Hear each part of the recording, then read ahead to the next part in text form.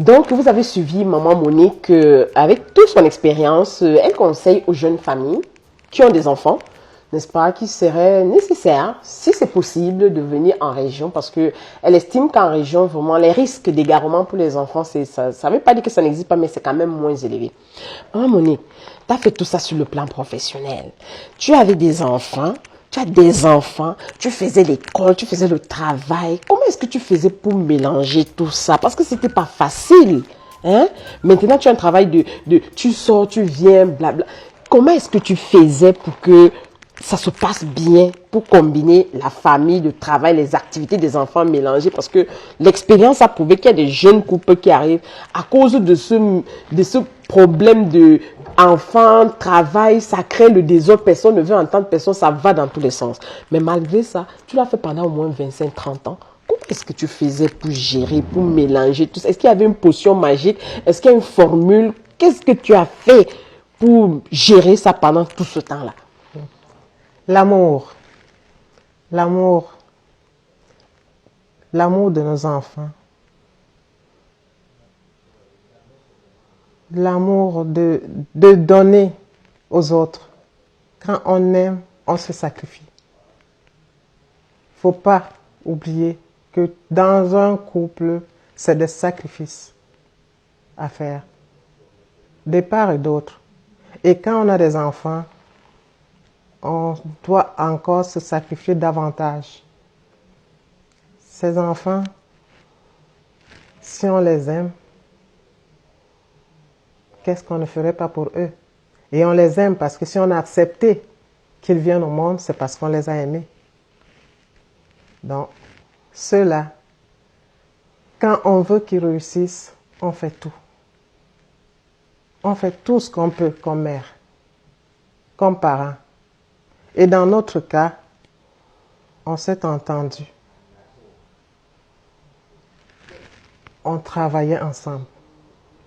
Toute la famille. Les enfants étaient notre centre. D'intérêt. Ah ouais. C'était ça. Les activités sportives, montées, descendre. Ils ont tout fait. Derrière. Tout fait. Sans exception. Et ils aimaient ça. On les accompagnait. Et ils n'ont pas lâché l'école. Et comme je dis, ces activités-là, ça aide beaucoup. Ça permet aux enfants d'apprendre à s'organiser. Il sait qu'il a un match à telle heure, il a des devoirs à faire. S'il aime ce qu'il fait, il va tout faire. Moi, je me rappelle une fois, j'ai dit à mon fils, « Oh, là, tu n'as pas fait telle chose, je vais dire à ton coach de ne pas te faire jouer. » Oh mon Dieu. « Non, tu feras jamais ça, maman. » Et tu vois, je le tenais quelque part. Je sais qu'il aime ça. Et ça va. Oui, ça le motive. Il va travailler. Ça, c'est une astuce. Moi, je pense que les jeunes parents, ils sont en train de... Il va travailler. Parfois, ils se disent que ces activités-là n'aident pas, c'est trop occupant. Mais vous comprenez qu'à quelque point, on peut utiliser ça comme une arme pour pousser nos enfants à être excellents à l'école. Justement, à être excellent. Et je ne veux pas m'en vanter à être excellent. Et il travaillait sérieusement. Et tout ce qu'on a fait, on a toujours fait ça ensemble. On n'a jamais eu personne. On n'a pas eu d'aide. Même pas de femme de ménage. Personne. Mais on a eu nos enfants et même d'autres enfants. Parce que je me rappelle, à l'époque, mon mari était enseignant. Mais les étés, les vacances, c'était chez nous. Tous les parents, ils venaient laisser leurs enfants à la maison. Hein? Wow. C'était leur garderie. Ça lui faisait plaisir. Donc, on a toujours pris soin de ces enfants-là. Parce que l'été, lui, il entraînait au soccer. Donc, c'était la majorité, c'était ces jeunes du soccer. Donc, il passait le temps à la maison. Et moi, je prenais le temps, je vais faire les courses. Je vais apprêter à manger. Et parfois même, le papa va le faire si je ne suis pas là. Si je suis au travail, je suis loin. Il n'attend pas après moi. Il peut me demander, est-ce qu'on a quelque chose? Qu'est-ce que je peux faire pour aider? Est-ce que tu as sorti quelque chose? Il n'attendait pas après moi. Et ça, vraiment, j'ai apprécié. Ça permet qu'on reste soudés. Tu ne te sens pas abandonné. Tu n'es pas la seule à tout faire. Parce qu'on est des humains, on se fatigue. Quand on est un couple ici et qu'on a des enfants, même si on n'a pas des enfants, Parce que quand on revient du travail, on est tous fatigués. On est fatigués. On est tous les deux fatigués. Donc, il faut s'entraider. C'est pas normal ni juste qu'une seule personne fasse 80% du travail de la maison. C'est pas normal. Ça finit par entraîner des frustrations qui conduisent aux séparations. Il faut que chacun apporte sa contribution pour que vraiment ça se passe bien à la maison. C'est ça. Parce que, comme tu dis, nous sommes des humains.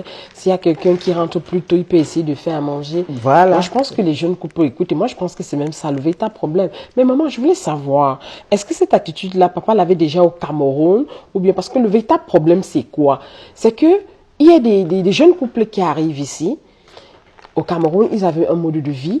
Dès qu'ils arrivent, le choc culturel, ça, il ne comprend pas qu'il peut donner un coup de main à la cuisine. Pour lui, c'est un sacrilège. Si on l'appelle, il dit qu'il est à la cuisine ou bien qu'il accompagne un enfant à la garderie. Ça fait tout un problème. Je ne comprends pas. Est-ce que papa, il faisait déjà ça au Cameroun? Parce que s'il faisait déjà ça au Cameroun, je comprendrais. Hein? Ou bien il était déjà quelqu'un présent. Parce qu'au Cameroun, c'est pas facile. L'éducation, ça repose sur la mère. C'est ça, sur la mère. Même Et sur les filles. Et sur les filles. Et sur les filles. Même pour des hommes supposés avoir des moyens. Ouais. Je ne dis pas que c'est tout le monde, mais la majorité. Il va déposer l'argent, il est parti, il ne veut pas savoir ce que les gens, les enfants font. Et ce qui fait que du coup, arrivé ici, il y a des domestiques au Cameroun, il y a des tantes, il y a des cousines, beaucoup de personnes qui peuvent aider. Mais ici, ce n'est pas pareil. Comme tu dis, vous êtes deux. Mais papa a quand même très vite embrassé le système, il a très vite compris. Et puis, est-ce que c'est parce que déjà là-bas, il le faisait ou... Non. Déjà, là-bas, il ne le faisait pas. Parce il a travaillé au Cameroun, mais il y avait sa cousine à la maison qui faisait à manger. Okay. Il ne le faisait pas. Elle faisait à manger, faisait la lessive, elle faisait tout, le repassage. Il ne faisait rien. Il apportait l'argent pour... oui, comme comme tout homme. Mais il est arrivé ici, il a compris, il a vu qu'on ne peut pas faire ça. D'ailleurs, comme je vous ai dit, il est resté 3 ans tout seul. Excellent. Il n'avait pas le choix. Donc, il a appris que... Mais de nature, il aime ça faire à manger. C'est ça. C'est ce que j'ai remarqué. Parce que il aime ça. Il faut le dire. Moi, je suis venu ici maintenant. C'est papa qui fait du bon barbecue. C'est quelqu'un il aime ça. Il aime ça. Il aime ça. Donc, il a toujours aidé. C'est de l'aide. Je ne veux pas... Bon. Quand un homme fait ça, c'est sûr, parce que chez nous, au pays, on dit l'homme ne doit pas aller dans la cuisine. On va dire que tu l'as charmé. C'est ça. Si on trouve un homme à la cuisine, un homme en train de faire des travaux ménagers, c'est catastrophique, c'est du scandale, c'est du jamais vu. C'est pas un homme. C'est pas un homme. Alors que c'est pas le cas ici. Non, mais ici, comme je l'ai dit, tout le monde doit faire quelque chose. Tu n'as pas de choix. Sinon, tu crèves de faim. Parce que si moi, je pars travailler, il peut m'arriver quelque chose, un accident, n'importe quoi, je ne reviens pas. C'est ça. Qu'est-ce que tu fais? Donc, il faut apprendre à... Je sais, il y a des hommes ici, même de son âge, qui ne faisaient pas. Peut-être qu'ils ne le font toujours pas. Tu comprends? Il y en a. Mais ils ne sont pas nombreux. Ils ne sont pas nombreux. Ils ont appris que il faut aider. Et nous tous, nous rapportons ces sous-là. Parce que la femme va travailler, elle apporte l'argent pour la famille. Le monsieur va travailler, il apporte l'argent pour la famille. Au pays, la femme, quand elle travaille, c'est son argent. C'est pour ça que c'est elle qui doit payer la domestique, la bonne. Tu comprends? On va dire que tout ce qui concerne la maison, c'est la femme qui doit s'en occuper. Parce qu'elle est supposée de rester à la maison. Donc, si elle travaille à l'extérieur, c'est elle qui doit payer la domestique à la maison. Mais ici, là, nous allons tous chercher cet argent parce qu'un seul salaire dans ces pays-ci ne suffit pas pour faire vivre une famille. Avec nos familles lointaines, il faut aider aussi. Donc, ça prend les deux. Alors, s'il faut tous les deux sortir, on n'a pas de choix que de faire tout le reste ensemble. Donc, il faut que ceux qui viennent, nos jeunes là, qui comprennent qu'on n'est plus dans notre société. Cette société-ci, on parle d'égalité, mais moi je ne dis pas égalité, c'est complémentarité. Tu comprends? La femme n'est pas l'égale de l'homme. On est complémentaires. Il y a des choses que la femme sait faire mieux que l'homme, elle va le faire. Et si l'homme essaie de faire même quelque chose, qu'elle ne le critique pas, parce qu'il y a certains qui sont aussi frustrés, parce que les femmes disent que tu as mal fait. Et il décide de ne pas le faire. Laisse-le faire à sa manière. Vous êtes différents. Vous n'êtes pas pareils. encourage-le, tu vas voir qu'il va le faire. Et apprends à le demander aussi. Parce que parfois, il ne pense pas à le faire tout seul. Demande, tu dis, mais chérie, est-ce que tu peux pas faire ça? Regarde, moi, je suis pas là. Bon, pourrais-tu faire telle chose, ainsi de suite. Il y a une manière de demander. Parce que c'est des hommes, hein, il y a l'orgueil. Oui, oui. Donc, il faut comprendre, il faut savoir comment le faire. Ouais. Et ça passe mieux. Donc, vous avez suivi Maman Monique. Franchement, ça me touche beaucoup. Et je pense que tous ceux qui vont regarder cette émission, surtout les jeunes couples, vont beaucoup apprendre. Parce que tu as dit quelque chose de très pertinent. Dit, il faut demander. Il faut savoir le demander. Et ce qu'il fait, il faut apprécier. Moi, je pense qu'il y a aussi ça qui manque. Parce qu'il ne faut pas toujours tirer sur les hommes. Il faut aussi que la femme aussi, arriver dans une société comme celle-ci, étant consciente qu'il y a des choses que papa ne faisait pas de l'autre côté, qu'il doit apprendre ou bien commencer à apprendre, on ne peut pas tout lui demander en même temps. Voilà. Donc, il faut déjà apprécier ce qu'il fait. Et que, cher papa, quand vous arrivez, faites-le quand même parce que c'est pas facile. Et elle a également dit quelque chose qui m'a touchée. Elle dit... Pour l'égalité homme-femme, elle parlerait de complémentarité. Et je pense que ça a sa place. Ouais. Ça a sa place parce que quoi qu'on va le faire, on sait qu'il y a des domaines dans lesquels c'est la femme qui a beaucoup plus de compétences. Il y a des domaines dans lesquels c'est papa qui a beaucoup plus de compétences. Et les deux ensemble, ça ferait une très belle harmonie. Maman, tu vois donc que les jeunes ont besoin de t'écouter. Parce que je suis sûre que actuellement, à quelque part dans un couple, il y a une mamie qui est en train de crier sur un papy qui est en train de faire un petit effort. Et je suis convaincue que si elle t'écoute, elle va mettre un peu d'eau dans son verre. Vous comprenez? Et c'est pour ça que vraiment, moi, j'apprécie vraiment ce genre, d'avoir accepté vraiment de partager cette expérience avec les jeunes. Parce qu'il faut le dire, plus le temps passe, plus ce problème d'intégration des jeunes couples devient très, très difficile. Mais je pense qu'en regardant votre expérience, en vous écoutant, ça va les motiver. Ça va les apprendre à être tolérants l'un de l'autre. Ça va leur apporter la notion de complémentarité et non l'égalité. Parce que quand c'est égal, c'est un peu compliqué. Moi, je trouve que c'est le bon terme qu'il fallait utiliser. Mais maman, ça, c'est sur le plan professionnel. Vous avez quand même dû faire des choses sur le plan social. J'ai cru voir quelque part que vous étiez la première présidente femme de l'association des Camerounais de la section de Trois-Rivières. Et j'estime que vous n'avez pas fait que ça sur le plan social. Et en passant, il y a de ça quelques années, je suis venue ici à Trois-Rivières à l'occasion de votre cinquantenaire. Et puis, j'ai tellement compris des témoignages que j'avais tout de suite envie d'avoir votre âge. Je voulais savoir ce grand cœur. Je voulais que vous me parliez de cet événement. Vraiment, j'allais l'oublier. Parce que j'ai vu tellement de témoignages, des grands enfants, tout ça, c'était vos enfants. Des témoignages sortaient de partout. Mais maman, vous avez beaucoup d'enfants. Vous avez un grand cœur. Dites-moi, comment est-ce que vous faites ça? Vous êtes aimante. Ce jour, j'ai coulé les larmes. J'ai des amis qui m'accompagnaient venant de Montréal, ils m'ont dit, Béry, c'est quoi ton point de vue? Moi, je vais avoir 50 ans. Mais je ne suis pas sûre que mon 50 ans sera comme le vôtre. Parce qu'honnêtement, c'était tout un hommage. Tout un hommage. Dites-moi, vous avez en moyenne combien d'enfants? Vous avez élevé en moyenne combien d'enfants? Parce que ce jour-là, il y en avait tellement dans la salle.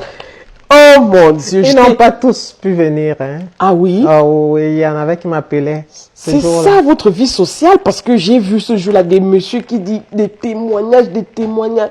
J'ai dit, mais j'aurai 50 ans quand? Moi, mes 50 ans sont proches, mais je crois pas que ce sera comme... C'était vraiment... Ouf, je voulais quand même que vous me parliez un peu de ça. Comment est-ce que vous faites pour que ces enfants s'accrochent à vous tant? Parce que même vos enfants biologiques n'avaient pas de place ce soir-là. Excusez-moi. Ça sortait de partout. C'est quoi votre secret? Une mère, hein? La mère, c'est la mère de tous les enfants. Il faut savoir traiter chaque enfant comme le vôtre. C'est pas parce qu'on ne l'a pas porté qu'il n'est pas votre enfant. Et il vous le rend bien. Tous ces enfants-là qui sont passés à Trois-Rivières, je vais vous dire, quand je suis arrivée au Canada, on était à Montréal, on n'était que 2. J'ai passé mon premier Noël juste avec mon mari. Alors qu'au Cameroun, vous savez, la famille. La famille. Comment on est nombreux, comment on s'amuse, on rit. Je vous dis que j'ai pleuré. Oh, la solitude. Je comprends. Alors, quand on est arrivé à Trois-Rivières, je me suis donné une mission. Jamais un enfant va passer les fêtes tout seul dans sa chambre. Tous Noël, Nouvel An, ils sont ici chez moi. De Trois-Rivières. Ici. Vous êtes la mère des enfants de Trois-Rivières? La mère des enfants de Trois-Rivières. Peu importe. Ils sont blancs, noirs, n'importe quoi. Ils viennent. J'appelle, je dis à l'autre, appelle les autres. Où sont les autres? Il est où? Vous venez à la maison. Même à Pâques. Toutes ces fêtes-là. Mais Noël, fin d'année, parce que c'est triste de voir qu'un enfant reste seul. Il a ses parents là-bas. Il se retrouve seul ici. Et très souvent, c'est des jeunes qui viennent à 17, 18 ans, 19 ans, 20 ans. Ils vont se perdre. C'est dur. Alors, j'ai pris comme engagement de les encadrer. Et quand ils ont, peu importe leurs problèmes, garçons comme filles. Les filles, je donne les conseils de femmes. Les garçons, je suis leur confidente. Ils viennent quand ils ont des problèmes même de cœur. J'en prends soin. Non, ça c'est vu. Au niveau scolaire, je les suis. Je demande toujours qu'est-ce que tu as fait, est-ce que ça s'est bien passé. Parfois même, j'ai des bulletins des enfants qui ne sont pas les nôtres. Je vois les résultats. On les suit de près. Donc vous avez grâce à ça, vous avez fait découvrir le Cameroun. Le Cameroun, en fait, le Cameroun, parce que... Aux Québécois de Trois-Rivières. Aux Québécois de Trois-Rivières, la communauté universitaire et même d'autres personnes parce qu'on vendait les billets. Donc, on avait plus d'une centaine de personnes.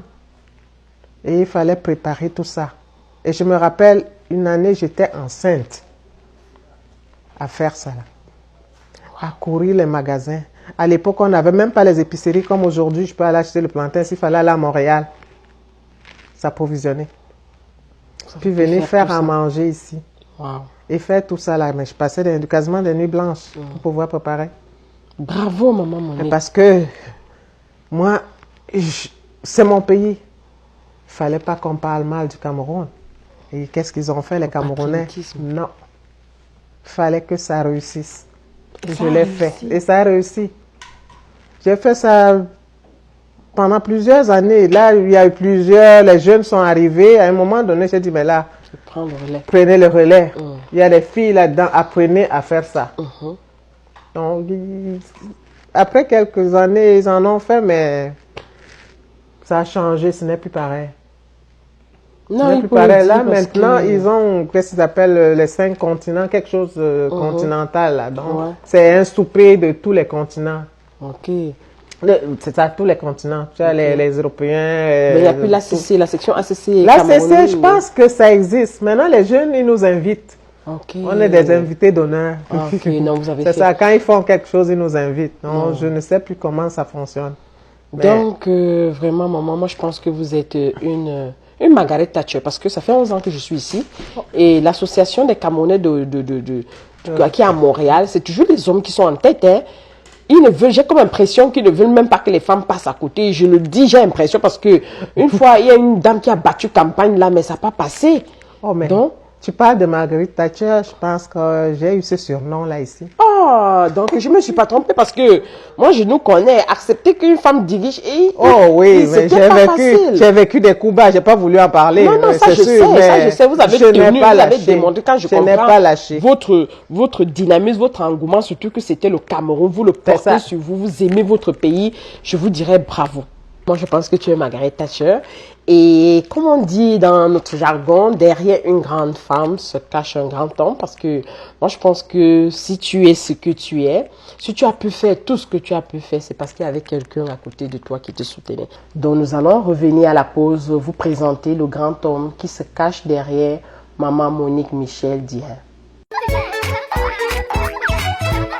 Salut les copains, voici le Yahoo Kamle Kids. Fraise, banane et nature. C'est bon. Et en plus, papa et maman seront super contents. Il y a du fer, de l'iode, du zinc et de la vitamine A pour nous aider à bien grandir. Et pour les grands gourmands, votre yaourt Kamle passe de 125 grammes à 150 grammes. Redécouvrez aussi le parfum vanille pour encore plus de plaisir. Kamle, le yaourt qui grandit et fait grandir. Squares Union, une compagnie canadienne de transfert d'argent du Canada vers l'Afrique. Basée sur l'expérience de ses fondateurs, elle a bâti une plateforme qui répond aux exigences de ses utilisateurs. Bonjour, je suis Stéphane Dowo. cofondateur et président de Squares Union. Je suis Ghislain Freddy, vice-président aux opérations chez Squares Union. Squares Union offre des transferts d'argent rapides vers 25 pays d'Afrique, avec plus de 3500 points. Disponible pour les retraits en l'espèce, Squares Union offre également la possibilité de déposer des fonds directement sur des comptes bancaires. Avec Squares Union, il n'est plus nécessaire de se déplacer pour effectuer vos transferts. Nos services sont accessibles en ligne en tout temps 24 heures sur 24 et 7 jours sur 7. Faites vos transactions sur votre smartphone, tablette ou ordinateur.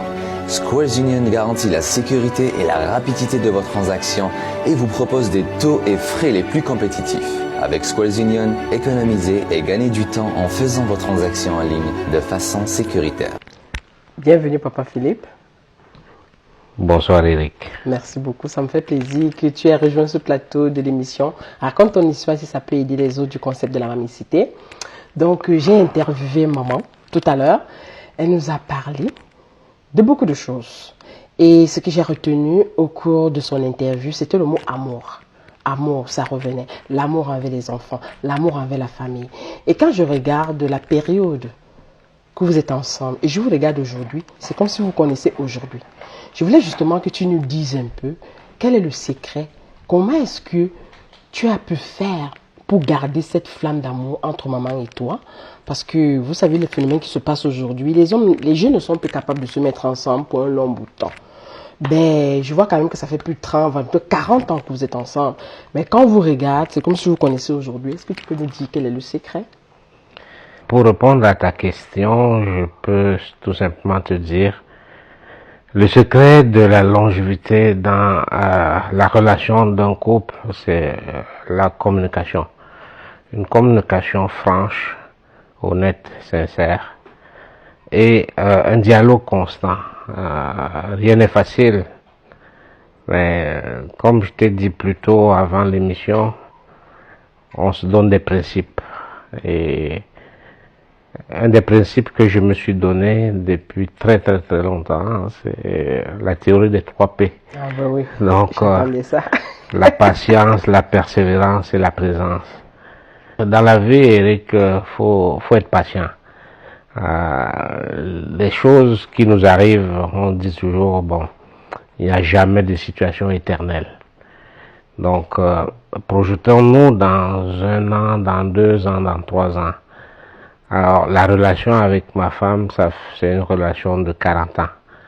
Et quand on s'est rencontrés, c'était pas pour se séparer demain. Avec tous les obstacles, tout ce qu'on a connu dans la jeunesse et jusqu'à tout récemment encore, on pouvait tout lâcher. Hein. Mais la patience, on est patient. On relativise aussi certaines situations qui pour certains peuvent être dramatiques. On se dit bon, qu'est-ce qui est le plus important? Bon, deuxièmement, en fait, il faut toujours poser cette question. Qu'est-ce qui est plus important? Bon, la vie n'est pas facile.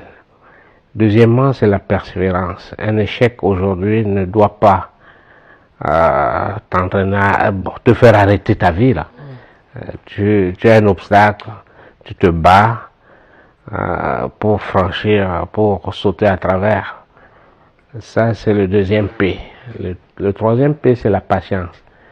C'est sûr, il ne faut pas se cacher. Moi, à l'heure actuelle, depuis 12, 13, 14 ans, je voyage beaucoup dans mon travail. Je suis souvent parti.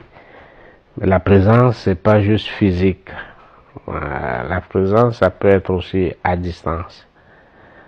Le fait de, même auprès de mes enfants, c'est toujours un appel, le souci de savoir comment ça va, ainsi de suite. Être prêt à poser, à apporter de l'aide. C'est pas nécessairement matériel, financier, mais un appui moral. Ça permet de maintenir la relation. Donc, je crois que vous avez compris, papa, avec son secret du 3P. Pour les jeunes couples, s'il arrive que vous tombiez à regarder cette émission, je pense que vous deviez appliquer cette théorie. de 3 P qui est tout simplement la présence, la patience et la persévérance. Donc, d'après Papa Philippe, il se dit que si vous pratiquez ça dans votre foyer, vous aurez la chance de vivre longtemps, de garder votre vie de couple, de vous occuper pleinement de vos enfants. Et comme il a dit tantôt, je parlais avant l'émission avec lui, il m'a dit, c'est une théorie qui s'applique presque dans tous les angles de la vie, que ce soit dans le plan professionnel, que ce soit dans toute la carrière. Si tu es patient, tu es présent, tu es persévérant, tu dois avoir des bons résultats. Mais papa, avant de finir cette émission, je voulais vous poser une question. Actuellement, sur les réseaux sociaux, il y a une vidéo d'une jeune Camerounaise qui est séquestrée au Koweït parce qu'elle est partie, je sais pas, on vend des faux rêves aux enfants. Et avant ça, il y avait le scandale de la vente des noix en Libye, c'est-à-dire l'immigration clandestine. Je voudrais vraiment que tu dises un mot, s'il y avait un conseil à donner à ces jeunes-là par rapport à ce genre d'immigration, par rapport à cette clandestinité, voyager à tout prix, qu'est-ce que tu leur dirais aux jeunes qui vont regarder cette émission? Ça, c'est une question très, très, très difficile. On ne peut pas empêcher à qui que ce soit d'améliorer son sort. Moi, ça me fait de la peine de voir ces jeunes qui meurent en chemin partant d'Afrique. Moi-même, je suis parti du Cameroun en 82. J'avais un emploi. J'avais dans ma maison presque toute ma famille était sous mes bras. Bon, mais j'ai pris le risque de partir. Mais c'est un risque aujourd'hui, je ne le regrette pas. Je suis arrivé. C'est là où je parle de la persévérance. Quand on a un objectif noble, il faut se battre. Je trouve juste dommage pour ces jeunes mal préparés qui prennent un risque énorme de franchir les océans, de parcourir pays par pays à partir de l'Afrique pour ici. Tout ce que ces jeunes ont besoin, c'est une meilleure situation. Et vraiment, c'est touchant. C'est un problème aussi politique. Je souhaite que les dirigeants de nos pays qui regardent ces gestes se posent aussi certaines questions. Qu'est-ce qu'on peut faire pour améliorer la qualité de vie de ces jeunes aventuriers dans leur pays? Je suis pas sûr qu'il manque assez de richesses pour nourrir tout ce monde-là, pour offrir à chacun une bonne éducation, un bon emploi, un bon système de santé. Probablement, ces jeunes resteraient chez eux dans ces pays, ça c'est sûr. Ouais. Parce que même ici, ceux qui réussissent ici, mal préparés, à un moment donné, ils se posent la question, pourquoi je suis parti? Parce que probablement, ces jeunes-là ont des responsabilités dans leur pays. L'Africain, c'est tout Africain qui part de son pays, la famille qui reste là-bas regarde. Qu'est-ce qu'il gagne aujourd'hui, qu'est-ce qu'il fait, Pour ceux qui ne donnent pas de nouvelles, c'est des crises en Afrique. Bon, est-ce qu'il est arrivé, est-ce qu'il vit encore, ainsi de suite. Donc les attentes sont grandes. Et je souhaite fortement pour ces jeunes une meilleure qualité de vie. Qu'est-ce que ça prend à un étudiant, à une personne qui vient avec une licence, une maîtrise, un doctorat même, de changer de carrière, de prendre à peu près 1 an, 2 ans. Même une formation de courte durée, il y a des formations de courte durée, soit dans les commissions scolaires, soit dans l'école des cégeps, soit dans les universités, des formations de courte durée qui donnent un emploi rapide. Mais là, il y en a qui viennent, oh, moi j'ai le doctorat. Je ne les blâme pas, mais je dis seulement, soyez stratégiques. Ok, objectif. Commencez au bas de l'échelle et puis vous allez arriver au sommet. Bon, Bon, on n'est pas un exemple parfait, mais ça a pris beaucoup de Non, vous êtes sacrifices. un exemple parfait. Pourquoi? Parce que Ma femme et moi, vous êtes là parti aujourd'hui. du Cameroun, je vous Mais dis, je suis parti de là étant un responsable, très jeune d'ailleurs, Ouais. mais je suis revenu ici, ça a été dur. Elle nous a expliqué. On avait la difficulté à manger. Il y a des gens qui se présentent souvent. Je rencontre plein de parents dans mes voyages. Mais qu'est-ce qu'on leur dit pas pour arriver au Canada, faut payer tant, faut payer tant. Les gens n'ont même pas besoin de payer un sou pour arriver ici. À l'époque, maintenant là, tu as juste à taper Immigration Canada. C'est pas facile, c'est long, mais tu finis par arriver. Mais combien de personnes Cette paient patience, de l'argent? cette volonté. Ça marche pour certains, c'est vrai, mais combien ça coûte? C'est ça. Mais Pour qui quelque est chose que capable tu aurais dû toi-même le faire, Le aller t'asseoir faire. devant un computer, taper. Voilà. Moi, je pense que c'est un problème dans la tête. Parce que c'est vrai quand même ce que tu dis, papa. Parce que quelqu'un serait prêt à te donner 4 millions pour un visa. Oui. Et tu lui dis, fais un processus de 2 ans sans rien payer. Uh-huh. Tu vois, je me dis que ces vendeurs de rêves l'ont tellement torpillé la mentalité Voilà. des jeunes. Au point où même quand tu leur montres le bon chemin, ils ne te croient plus. Non, pas du tout. Hein? Ah, tel est parti, ouais, mais il est parti comment? Et là-dedans, il y a des subtilités. Tu arrives ici avec un statut pour intégrer le milieu, on te dit, oh non, ton statut est ci, ça. Et tu te retrouves avec des problèmes. C'est ça. Donc, il y a c'est un gros souci, et moi, ça me fait de la peine de voir ces gens qui perdent des sous et des sous sans aucune garantie. Il y en a qui meurent, on voit à la télé, mauvaise préparation, ils perdent l'argent, ils arrivent ici, ils ne savent même pas par où commencer, ils sont laissés à eux-mêmes. C'est vraiment dommage que... Et pourtant, je te dis, il y a des gens qui travaillent des années pour économiser 500 000, 1 million, 2, 3 millions. Mais oui. Et puis paf, ça marche comme pas ça. même pas. Et c'est tout l'investissement de la famille qui passe. Alors, je demande à ces gens, sincèrement, d'être mieux renseignés. Moi, j'ai couru un risque, c'est sûr, mais j'avais un appui. Quand j'ai voulu venir ici, là, c'est un parrain, un Canadien, avec qui je travaille au port, à l'Office national des ports du Cameroun, qui m'a dit, ben, Philippe, si tu restes ici, tu vas mourir jeune, tu n'auras jamais rien, parce qu'il a vu que ce que j'avais comme charge familiale. Il m'a dit, bon, je te fais une lettre d'invitation, et puis j'ai laissé mon travail comme ça. Et je suis venu ici, recommencer à zéro. Donc, il y a quelqu'un qui m'a guidé jusqu'à un certain point. Mais là encore, c'est pas juste venir et penser que, oh, tout va... Non, c'est pas facile. Il faut travailler. Mais au moins, tu as été guidé, tu partais pas dans le vide comme ces jeunes-là. Donc moi, je pense qu'à tous les jeunes qui vont suivre cette émission, vous avez écouté Papa Philippe, donc il ne suffit pas d'immigrer, il faut se préparer. Il faut que ce soit une immigration quand même guidée parce qu'on ne peut pas vous dire non plus de rester sur place.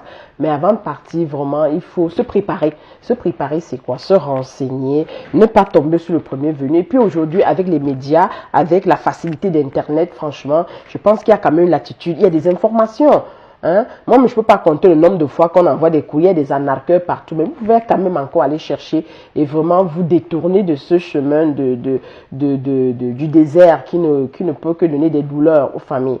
Mais papa, dis-moi un peu, tu as dit que c'est un problème politique aussi. Toi qui fais dans l'international, est-ce que tu penses que, quelle est ta contribution? Parce que c'est quand même que tu fais dans l'éducation.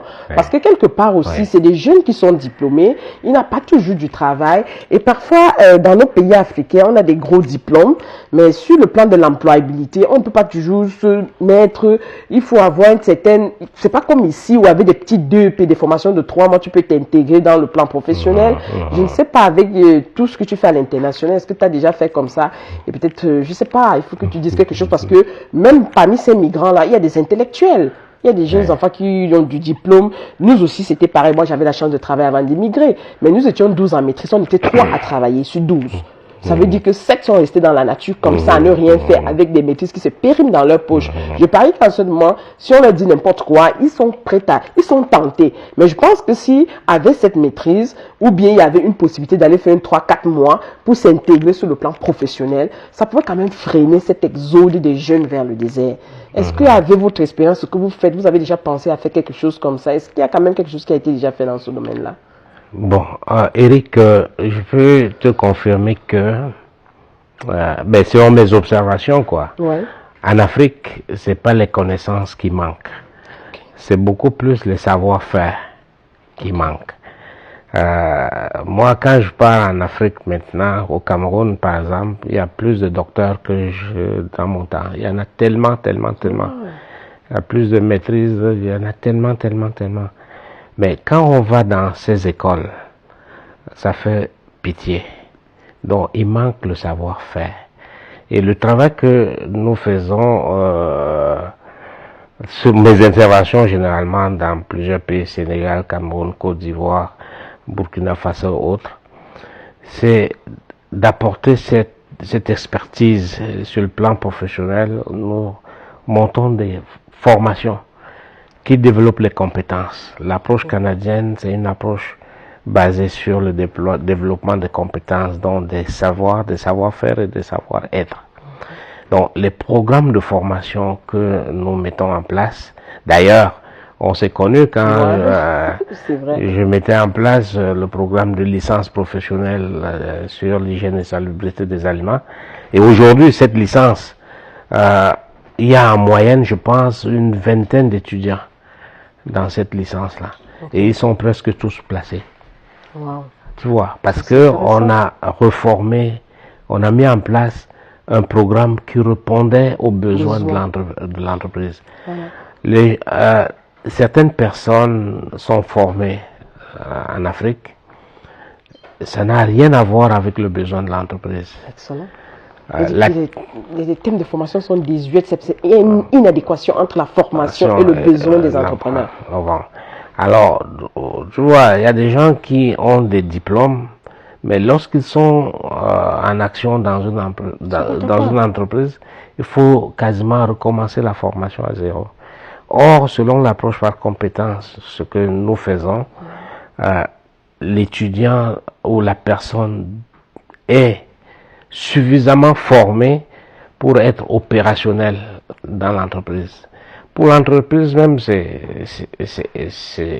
excellent parce que le temps que l'entreprise passe à former le jeune employé n'existe plus ou bien est réduit. Donc l'entreprise est compétitive. Oui. Alors, et je te dis en ce moment, le parcours ou bien le travail que je fais, bon, ma femme est souvent seule ici, ok, et Dieu merci, elle m'appuie là-dessus. On forme au Sénégal, il y a un programme financé par le gouvernement du Canada sur c'est 12 partenariats, 12 lycées, et nous travaillons sur des projets bien précis. 12 lycées, vous dites? Lycées techniques. Wow. Okay. Dans plusieurs programmes, il y a l'agriculture, il y a la réfrigération, il y a les pêches, tous les domaines. En Côte d'Ivoire, imaginez, en Côte d'Ivoire, pendant la période de crise, tout était presque à terre. Là, le gouvernement ivoirien est en train de réhabiliter. Depuis 5 ans, j'ai participé à la réhabilitation de 5 lycées professionnels. Alors, avec une approche canadienne qui s'appuie sur les connaissances ou savoir, les savoir-faire et les savoir-être. Alors, c'est énorme. Dieu merci, au Cameroun, je suis en train de concevoir 7 centres de formation professionnelle. Ah, ça j'attendais ça, parce que je l'ai fait ouf. Au Cameroun, 7 centres de formation professionnelle avec le Minifop. Ah, ça, il y a un centre dans le domaine des mines, le domaine de l'eau. Vous connaissez bien ce qui se passe, c'est un domaine très sensible, et où manque une formation de pointe. Donc, il va y avoir un centre dans le domaine de l'eau. un centre sur les énergies renouvelables, un centre en maintenance industrielle, un centre dans le métier ferroviaire, un centre dans le métier textile.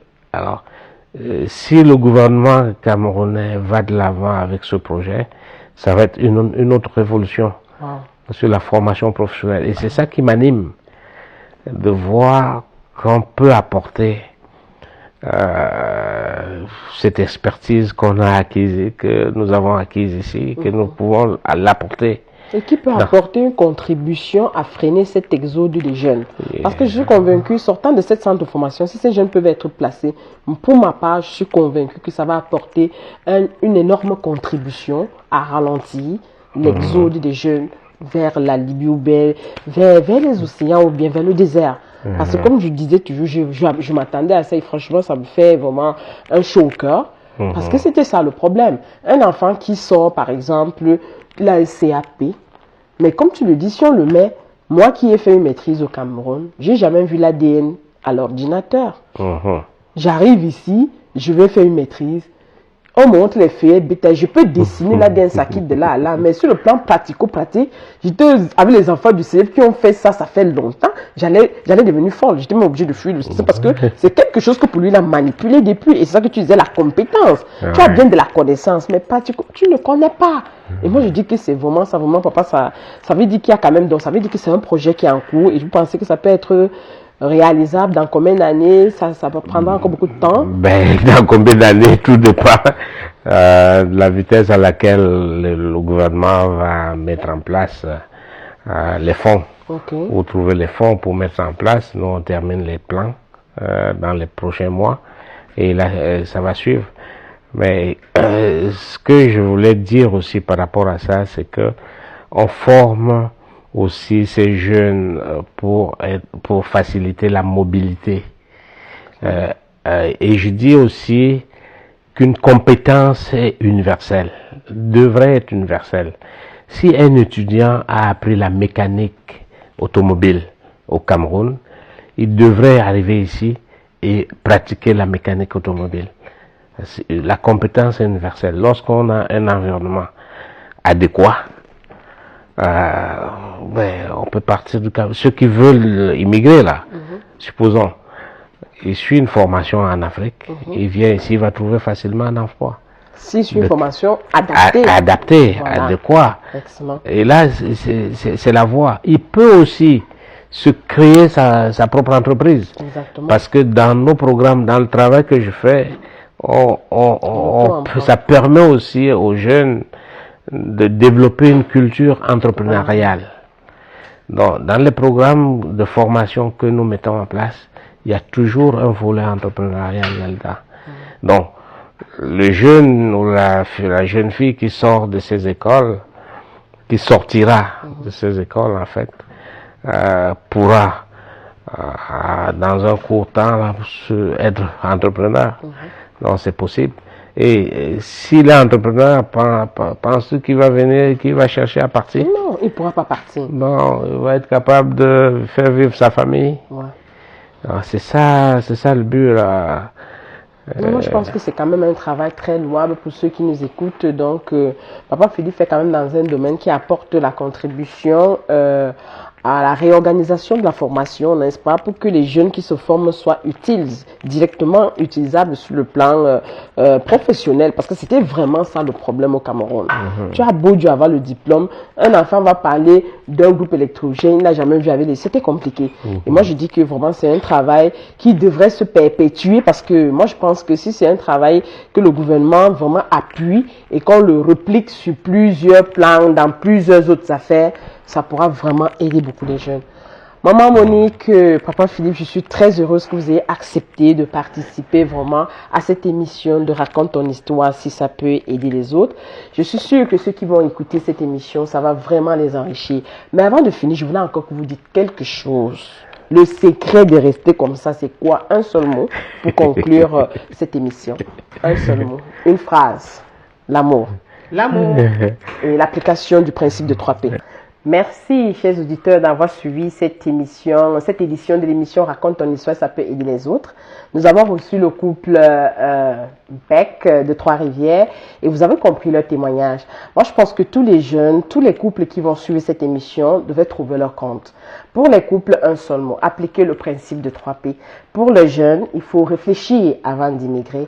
Et moi, je pense que comme ça, nous disons encore gros merci à tous nos sponsors. La compagnie Camlet du Cameroun, je pense à Square Union, je pense à la rôtisserie Ebal, je pense à AF Institute qui a été toujours là pour soutenir nos projets. Donc, je vous dis comme ça, rendez-vous à la prochaine émission et puis, c'est ça.